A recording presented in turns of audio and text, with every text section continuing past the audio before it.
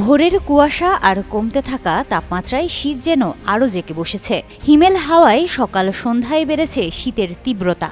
এমন পরিস্থিতিতেই আবহাওয়া অধিদপ্তর জানালো, কয়েকটি জেলায় মৃদু শৈত্যপ্রবাহ আজও অব্যাহত থাকতে পারে। দিনাজপুর, পঞ্চগড় ও চুয়াডাঙ্গা জেলার উপর দিয়ে বয়ে যাবে মৃদু শৈত্যপ্রবাহ।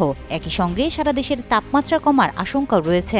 শুক্রবার প্রকাশিত আগামী 5 দিনের আবহাওয়ার পূর্বাভাসে এ তথ্য জানানো হয়। সংস্থাটি বলছে, তুমি আমি মিলে বাংলাদেশ নির্মাণে নাম্বার 1। বর্ধিত 5 দিনের মধ্যে তাপমাত্রা আরও কমে আসতে পারে। আবহাওয়া অধিদপ্তরের তথ্য অনুযায়ী উপমহাদেশীয় উচ্চচাপ বলয়ের বর্ধিতাংশ বর্তমানে পশ্চিমবঙ্গ ও তৎসংলগ্ন এলাকায় অবস্থান করছে। পাশাপাশি মৌসুমের স্বাভাবিক লঘুচাপ দক্ষিণ বঙ্গোপসাগরে অবস্থান করছে, যার একটি বর্ধিতাংশ উত্তর পূর্ব বঙ্গোপসাগর পর্যন্ত বিস্তৃত।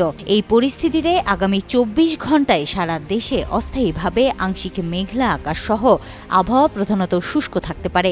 একই সঙ্গে শেষ রাত থেকে সকাল পর্যন্ত দেশের কিছু কিছু এলাকায় হালকা থেকে মাঝারি ধরনের কুয়াশা পড়তে পারে। পরবর্তী 96 ঘণ্টায় তাপমাত্রা প্রায় অপরিবর্তিত থাকতে পারে বলে জানিয়েছে আবহাওয়া অধিদপ্তর। তবে বর্ধিত 5 দিনের পূর্বাভাসে বলা হয়েছে, এই সময়ের মধ্যে দেশের রাত ও দিনের তাপমাত্রা ধীরে ধীরে আরও কমতে পারে, ফলে শীতের অনুভূতি বাড়তে পারে।